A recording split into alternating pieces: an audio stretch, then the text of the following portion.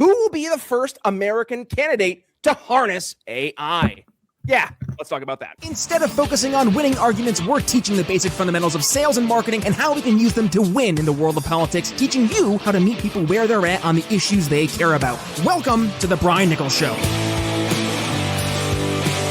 Oh, hey there, folks. Welcome to today's episode of The Brian Nichols Show. I am, as always, your humble host, joining you from our lovely Audio Miracle Studios here in sunny Eastern Indiana. The Brian Nichols Show is powered by the best heart health supplement in the world, Cardio Miracle. So, folks, if you're looking at lowering your resting heart rate, lowering that blood pressure while improving your pump at the gym and your energy levels, just like I have, go ahead and head to cardiomiracle.com/TBNS or scan that little QR code over my shoulder. Either way, you'll know you're in the right spot when you see a little note on your browser saying you're shopping with Brian Nichols, and that means you're going to get 15% off your order at checkout. But with that being said, let's jump into today's episode.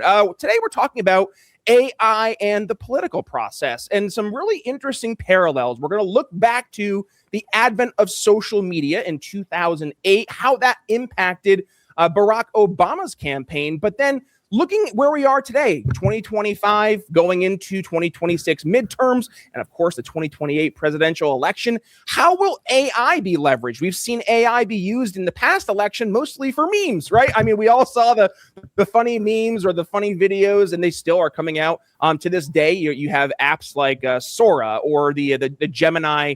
I forget what the actual Gemini video generation tool is, but the Gemini Google version, Grok has been doing some of this stuff. So you got some wild, goofy stuff that's out there.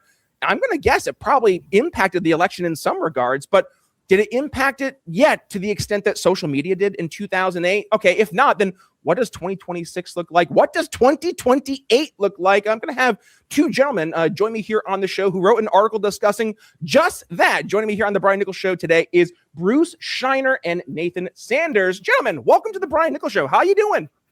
We're doing great. Great to be here. Thank you for joining. Absolutely. No, thank you so much for joining the show. I'm really looking forward to today's chat. I know before we hit record, I was telling you guys backstage, I read this article and I was like, I'm really excited for this chat because I know in my day job, right, I use AI and I see the applications in the customer experience space. And I've been seeing over the past few years, especially in the world of politics, the use of AI, both in terms of like using the memes, the image generation, but more recently now the video generation. So I was like, oh man, these guys, they're kind of hitting on something that I think we're really going to see, take off here in the next couple of elections. So before we jump into where we think the first American candidate is going to pop up actually harnessing AI and what that might look like, do me a favor, do the audience a favor, and Bruce, we'll start with you, and then Nathan, I'll have you follow up. Just give the audience a quick introduction. Who are you guys, and why are you guys so focused on AI, and in this case, the applications in American politics? So I'm Bruce Schneier. I'm a longtime security technologist. If you know me, it's through cybersecurity. I've been thinking a lot about social and political systems and how to think about them from a security lens. And that brings us to democracy. Nathan and I just published a book on AI and democracy very broadly, where we talk about all the ways that AI will affect democracy. And we're not talking about memes and deepfakes and those sorts of things that hit the news, but really all the deep ways these technologies will change democracy, including how elections work. And I'm Nathan Sanders. I'm a data scientist based at the Harvard Berkman Klein Center, and I've done research in machine learning and statistics and AI as applied to lots of different fields. My background is in physics and the physical sciences. I've also worked in the environmental sciences and public health and in other spaces. But I really got focused on work in democracy by serving as a fellow in the state legislature here in Massachusetts. And what really gets me inspired is seeing how powerful things happen when people make their voice heard in policymaking processes, when people connect to their elected officials.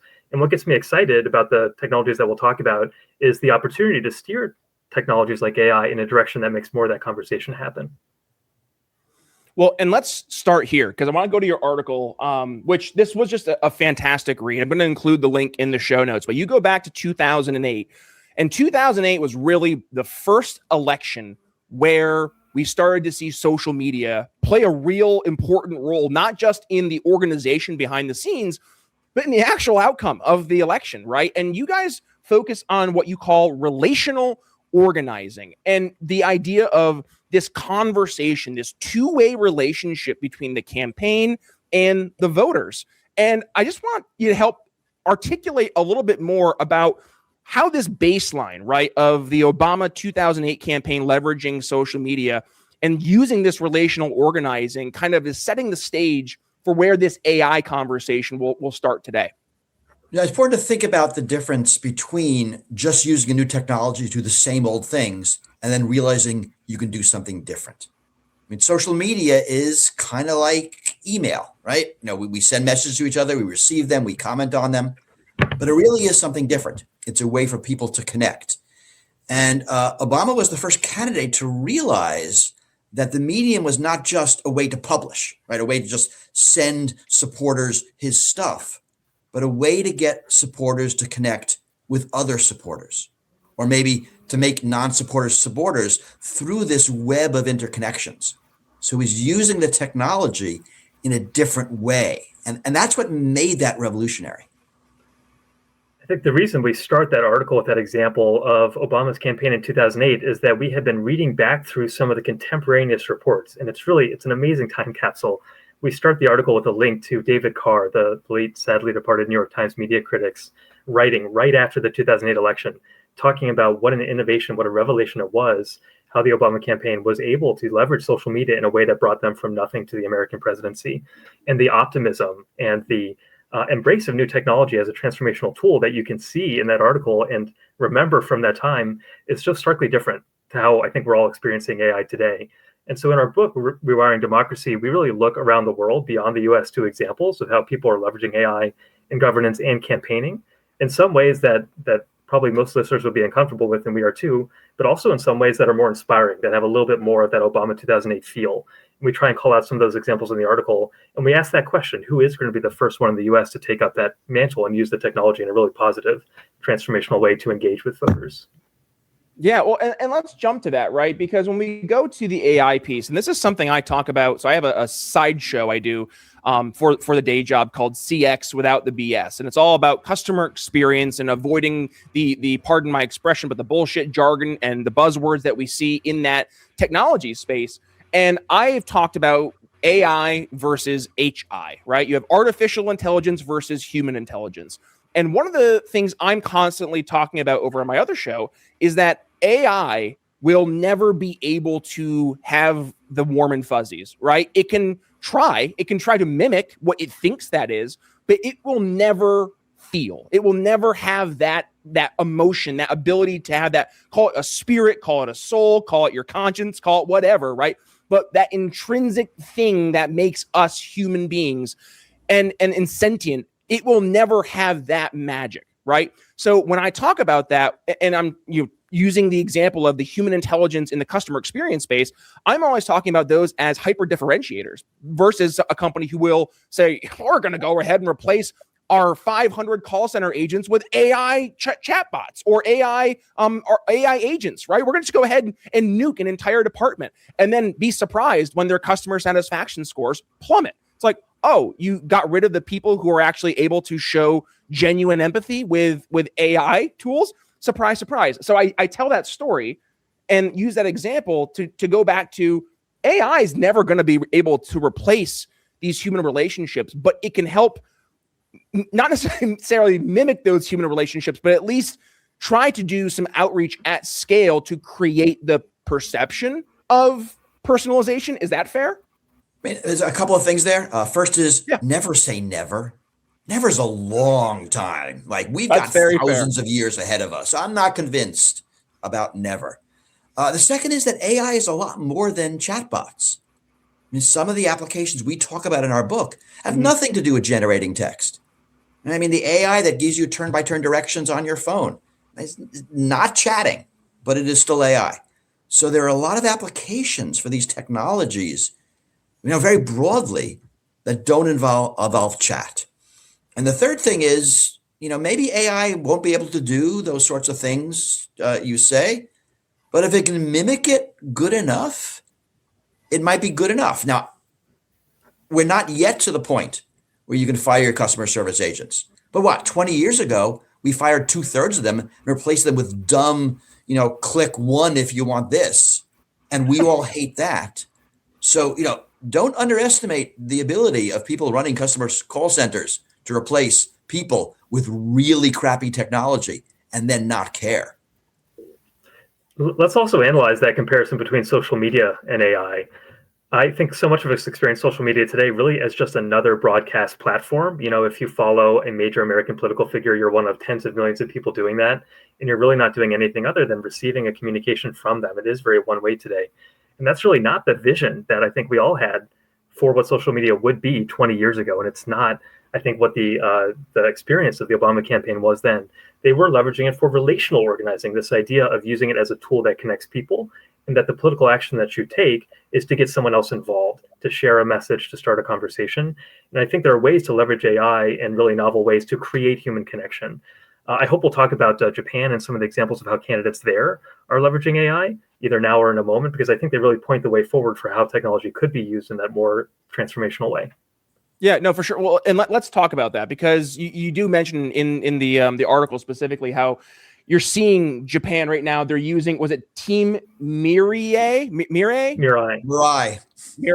I am obviously not up to snuff in how to get my Japanese fluent here, but they're using this AI candidate avatar, and I'm fascinated to learn a little bit more about what that looks like in actual applications, because you hear that and I'm like, oh man, is this the whole thing with the Dallas Cowboys? I'm a big Cowboys fan. That's my cross to bear, guys. And I remember they just put this thing out for the Dallas Cowboys at AT&T Stadium where it's this stupid holographic Jerry Jones where you can go and talk to him because he's AI Jerry Jones. Be like, Jerry Jones, tell me about how it was when you bought the Cowboys in 1993. He's like, well, I'll tell you. And it's like, oh my gosh, this is just dystopian. So is it that, or is it something different? All right, it's the holidays, which means we're all doing that annual dance, pretending that we love this time of year while secretly we're running on stress, sugar, and whatever's left of our sanity. You've got the office parties, the family gatherings, the flights, the long lines, the weird cookie that Aunt Carol made, and on top of that, the weather's colder, you're eating heavier, you're sleeping less, and your immune system is basically sending you texts saying like, hey buddy, I'm not okay. And let's be real, December has a way of exposing everything your body has already been struggling with. Low energy, amplified. Brain fog, doubled. Circulation, frozen like your car windshield. And don't even get me started on inflammation after you've had your fifth helping of just a little more at dinner. See, that's where Cardio Miracle comes in. It gives your body that one thing the holidays steal the most, nitric oxide. And nitric oxide is actually what helps the blood flow. It helps oxygen reach your cells, support your immune system, and helps your body bounce back from the stress, the sugar, the travel, the cold weather, all of it. And I've been drinking it every day, morning and night, because I don't have time to crash halfway through the month. And Cardio Miracle keeps me steady, clear-headed, energized, and able to actually enjoy the holidays instead of just survive them. So if you want to give yourself the gift of not feeling like you're worn out at Christmas, just go ahead and scan the QR code over my shoulder, click that little link in the show notes, or visit cardiomiracle.com/TBNS to grab yours. And by the way, you'll get 15% off at checkout. And now, let's get back to the show. So much more than just that. It's really an amazing story. So there is this new political party in Japan called Team Mirai, and they now have a representative in the upper chamber of the Japanese National Legislature, the Diet. His name is Takahiro Ano. And his story is that he ran for the first time for political office about a year ago. At the time, he was about a 33-year-old software engineer from Tokyo. He was running for governor of Tokyo. He had no party affiliation. He was independent. He had no political experience. He had no following. And so the way that he sort of grabbed attention initially is a little bit of like what you said. He put an avatar representing himself and his policy platform on YouTube, and he continuously live streamed it, and thousands, more than 8,000 voters asked him questions, and the avatar would respond. But then he took a step to go further. And I think this is what made him successful in his election to effectively the Japanese Senate later. He used it as a mechanism to really communicate and gather information from people and to show them his response. So he built a tool that he calls the AI Interviewer, which allows people to ask questions about his policy platform, but then also to get feedback on it. And that feedback is translated through a very kind of novel mechanism into a suggested edit, like a red line or a track changes on his policy document that he as the human candidate then reviews and responds to. And he doesn't, of course, accept every suggestion that every voter gives him, but there are hundreds of examples that you can see in a very transparent way of him taking that feedback and showing his voters where he has incorporated it and substantive changes that it's made in his policy platform. So now that he's elected in the Senate, he's trying to spread these tools as open source software that other Japanese political parties can use. It's going to be really interesting to see how that gets adopted and spread throughout Japan, and really interesting to see who will be the first candidate in the US to use tools like that. So think of what's going on here. So two things. One is he's replacing what was normally, a policy sheet, like a piece of paper that voters could read about his policies. So you're replacing that with an interactive conversation. And there are voters who like that. Something like that's happening in Germany as well. So that's sort of the first thing. The second thing is sense making, taking feedback from his constituents or his voters, and then integrating that into his platform. And these are, certainly the second is a novel way to use the technology to have this two-way dialogue, and not just this me telling you stuff, but all of you telling me stuff that I can incorporate in my policy. Now, of course, it assumes candidates who care about what their voters think. But if you do, it is a more effective way than the old communicating through emails or letters or sort of, the one to many.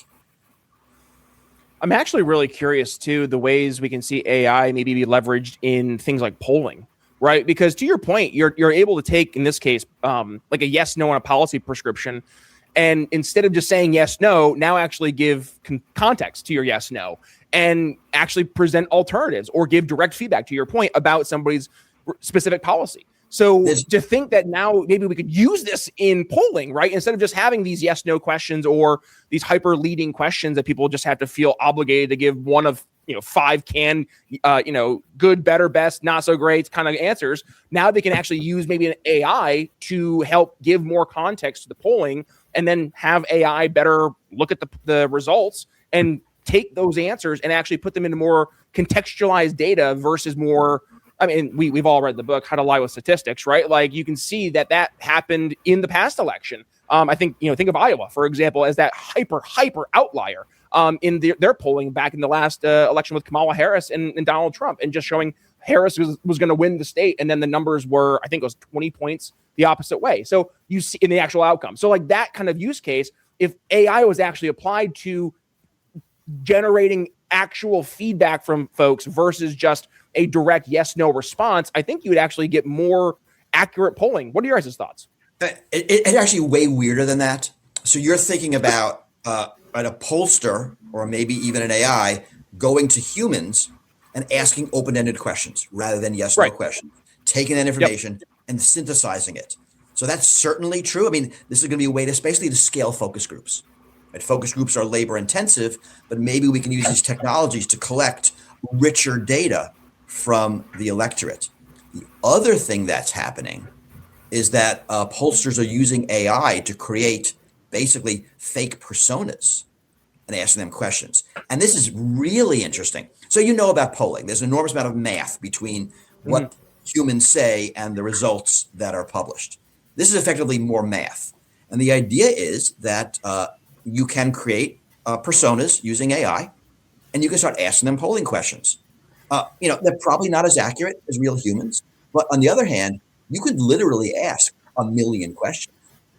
You could ask questions you would never ask because you'd be embarrassed to, because if it got out that you're contemplating changing your position on whatever key issue. And the results are really pretty good. Sometimes they fail, and sometimes, but a lot of times they work. And it seems like the future is going to be this, again, hybrid of asking real humans, doing a bunch of math, which is going to be asking AIs, and getting much richer poll results. So there are two ways that AI is going to affect polling in real interesting ways. Nathan? I think the only thing I would add to that is that it may seem completely bizarre or completely inappropriate to rely on an AI purely to tell a candidate what people think, to use it to replace human polling. And I think we're all a little uncomfortable with that idea. But I would want to call out some continuity between that practice that is emerging, that some companies are building around, versus what has existed for decades now, which is a practice that's often called social listening. The idea that you don't have to ask people what they think, because people are constantly giving us signals that are out there particularly on social media, that we can analyze, that we can collect and analyze to understand public opinion.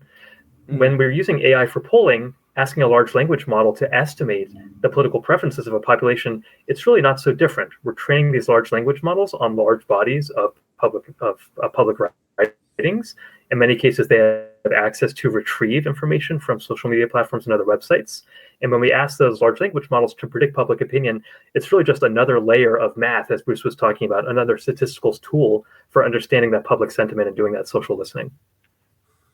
So I want to quickly go back to where we were a little bit earlier when we were talking about kind of the parallels between old social media and its foundation in the 2008 election and the outcomes there and relative to AI where we're going to go forward. One of the things, as we were talking about the advent of traditional social media back in the day, especially, was, in my world at least, this is how I viewed it, was this perception of accessibility. There was something so unique of saying like, oh, that's that candidate tweeting this. Like that's him. That's not his PR team. This isn't curated through CBS News at 6 p.m. when I'm eating dinner. This is his team. Or no, this is him rather actually saying something. And oh, there's a little like button I can press that has a little message icon. I could shoot him a direct message and he might respond. There was just this feeling of I could actually talk to the person. And I'm wondering, is there a way to take that feeling of accessibility and replicate that in an authentic form in 2026 and beyond? I think the reality is that model was never going to scale. In the beginning, there were smaller numbers of people on social media, and the reason you thought you might get a response was that maybe there are only a few thousand people following that candidate. Today, major political candidates might have hundreds of millions of people, and the reality is that the odds are just vanishingly small that they'll see that direct message from you. And that was always going to be a natural evolution of that technology. AI does offer some differences. It offers the ability to have a personalized response to each person. But to the point that you made earlier, Brian, we all know that's not the candidate responding. And we hope that there's always disclosure so that we actually do know whether it's the candidate responding or just an AI avatar. So I think the solution then, back in the day for social media and today, is the same.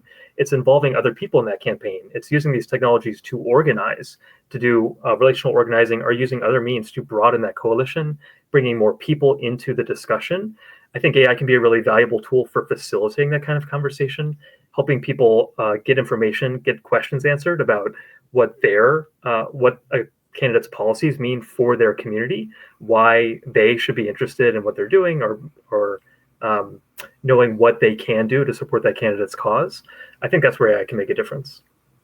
We've talked to congressional staffers who are trying to use this technology in this way. And, the staffer's job is to get the letter, the communication, sort of figure out which of the standard replies to send back. And with AI, they can personalize those better. They can be more interactive. They can use these tools to speak directly to the voter. And yes, it's not a person, but you're not getting a person. And a lot of things we talk about in our book, the applications might seem weird, but always have to say compared to what? Yes, it would be great if every voter had a congressional staffer personally assigned to them who would answer every one of their questions in infinite detail, uniquely. But that's never going to happen. And the question is, can these tools be leveraged in a way that makes a voter feel heard and also makes that voter say, actually get into what the candidate sees? And then it's back to Team Mirai, which is trying to use this technology, not just to make the voter feel better, but to actually take that feedback. It's synthesized, right? It's everybody's feedback together, but to understand what the electorate thinks. And that's not being done today. Actually, at this point, maybe it's worth. Go ahead. Sorry. Go ahead. No, go ahead. I was going to say, maybe we can call out a couple of the examples of where there are sort of green shoots of this kind of leveraging of AI as a sense-making technology to bring more people into a deliberative policy-making process in the U.S., because there are a couple of examples. One is in California, the Engage California initiative, which is led by the governor there, Gavin Newsom, trying to use AI at a large scale to involve Californians in policy decisions like how to respond to the massive LA wildfires of several months ago. And in DC, I think this hasn't happened yet. I think it's still coming if I remember the timing. But Mayor Muriel Bowser is using AI to do sense making and public community input around AI itself and how it should be used in city governance and for the future of the district. These are, I think, in many ways smaller examples than the kind of sort of digital democracy oriented example that we talked about in Japan. But I think they suggest what it looks like to experiment with those technologies in the US. And I hope we'll learn from that.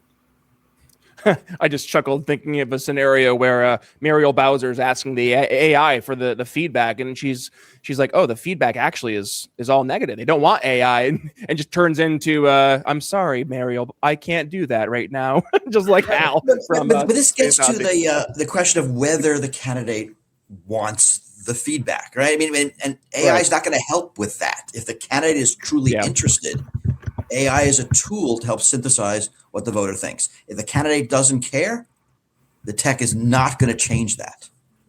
Yeah. Well, and going back to, so one of the things, as actually you were talking last time, Bruce, one of the things that popped up in my head was, and you just kind of hit the nail on the head, AI is a tool, right?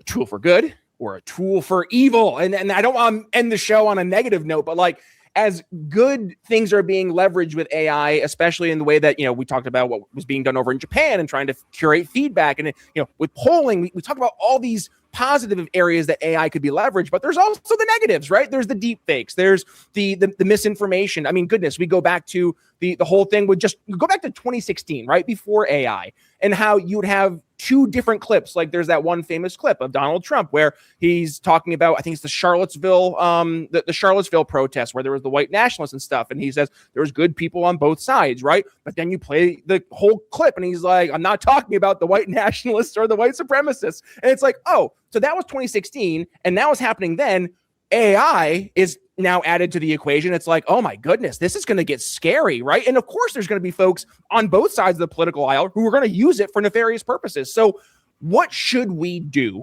as an electorate, as citizens, to be aware, to be vigilant of AI, both being used for good, but also, not necessarily in good areas in other instances? So I think your example really shows that it's not an AI problem. Right? It happened before AI, 2016. We had, people in Russia producing memes. Yes, the memes will be AI now, but does that going to make them more effective? It's not about the memes. It's not about the clips. It's about how they're promulgated.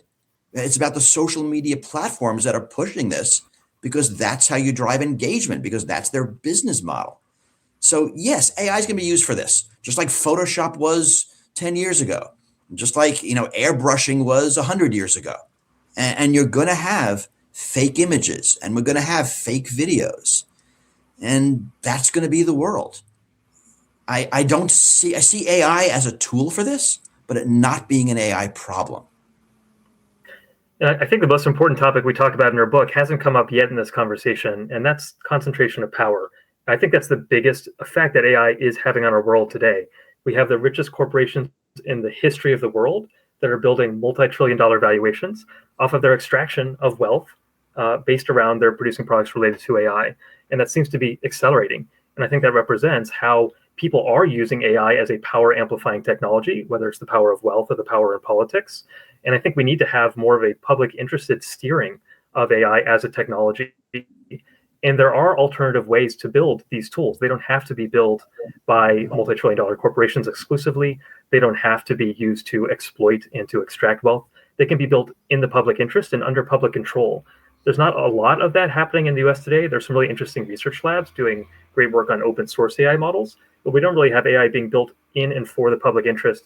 But other democracies are doing that. We give examples in our writing of Switzerland, Singapore, and other places where they have built AI models as public goods offered as a public service.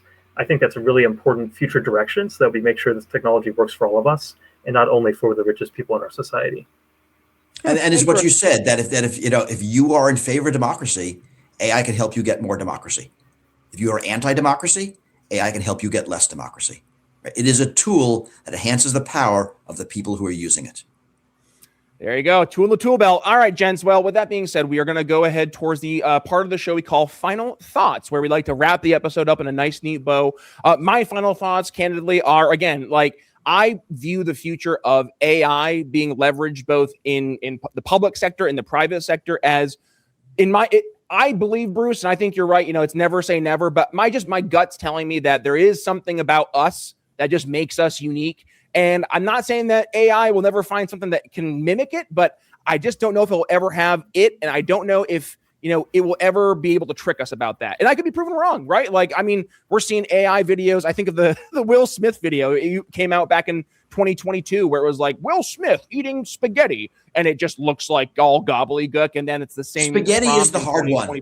Spaghetti is the hard one. Don't have your AI eat spaghetti. Anything else, don't eat spaghetti. Spaghetti is the hard one. Well, at least it looks kind of real now, which is the scary part, because that's only a couple of years of advancement, right? And to the overarching, I guess, the point I want to make here is that we are at the literal tip of the iceberg for AI. This is the beginning of this entire experiment, much like the internet in the 90s really was the beginning of that experiment. And only now are we starting to see really, 20 years, 30 years later, what that looks like in manifestation. And I'm wondering what that world would look like in 20 years or so after we've had AI around for a while. I mean, we've heard of the dead internet theory, right? Where all this stuff online is just, AI gobbledygook regurgitating itself to the point where it's like you have a copier and you just keep copying the piece of paper, and you take another piece of paper out that you copied and you copy that piece of paper, and eventually the Xerox, it just starts to get all faded and gobbledygook.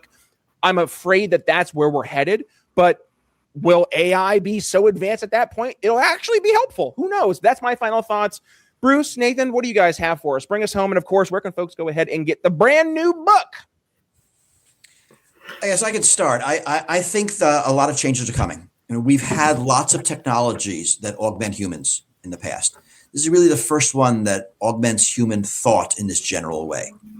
And, we, in our book, we talk about, changes that are coming, and we try to extrapolate what those might mean. But changes in degree become changes in kind. And these changes are happening everywhere in all aspects of society because they all involve humans and thought. So we're really thinking about how these changes interact with other changes. And it is really hard to predict that kind of nonlinear, tightly coupled feedback as changes affect changes. So I think things are coming. It's going to be a rocky bunch of years as the technologies, as you say, continue to improve and continue to affect how we as humans interact, as they sort of enmesh themselves in human interaction. You mentioned the idea that social media might become, bots arguing with bots. Maybe it has been for a while, well before AI. But, we know that kids these days tend to go on their private discords rather than on social media. They're already reacting to that, and it's not that bad yet. But how those changes affect other changes, it's going to be real interesting to watch. We tend to be optimistic about democracy. So we are hopeful that these technologies will, on the whole, benefit democracy, but that is not at all a given. And I think you have a great question, Brian, about what makes us different from AI, what things will AI never replace about humanity. And actually, the same question was posed just a few days ago here in Cambridge, Mass. We had a really wonderful town hall event where people from throughout our community came to discuss essentially that question. And so many great perspectives were shared. And the thought I was really left with is that what makes us different is that we care about other people. Our mission in life is to make things better for our family, for our friends, for other people in our community. And that's not a function I think can or that we would want to be replaced by AI. And in our book, we have lots of recommendations for what should happen to make AI, to steer it towards a pro-democratic, pro-social outcome. And I think ultimately that's the one that's most important. So that means on the one hand, we should resist applications of AI in governance, in politics that are inappropriate, that don't follow that principle of really being used in a way that shows care for other people. But also, we should urge responsible uses of AI when it can lead to that end, when it can be used to help connect people who share a vision for the future in a political context, or to make government serve people better in a government efficiency context. So I hope that there are good things to come. Like Bruce said, we're optimists about democracy. We're optimistic that we as people can use technology in ways that make all of our lives collectively better. I hope that together we'll show that in the future. Gentlemen, I have truly enjoyed this conversation. I knew when I read the article, I knew I was going to really enjoy this chat, and I ended up being absolutely proven correct. This was a really enjoyable chat, and we'll make sure we include the link to the book in the show notes. Thank you for joining us, Bruce and Nathan. There it is. Yes, hold it up one more time. And by the way, folks, if you enjoyed today's episode, which I know you did, please go ahead and give it a share. When you do, tag yours truly at B Nichols Liberty on X, Facebook, and Instagram. You can watch the show over on YouTube, Rumble, Spotify. Where else? You can go to Facebook, X, all the platforms basically that have video platforms. Or if you want to take your podcast on the go, Apple Podcasts, Spotify, YouTube Music, wherever it is, hit subscribe. We have over 1,000 episodes. And yeah, we've talked about AI quite a few times. So make sure you go ahead, check out, you can search episodes, check out AI. I guarantee at least a handful of episodes will leave you educated, enlightened, and informed. And with that being said, folks, we're going to go ahead and say goodbye. So with that being said, Brian Nichols signing off. You're on the Brian Nichols Show. We'll see you next time. Thanks for listening to The Brian Nichols Show. Find more episodes at briannicholsshow.com.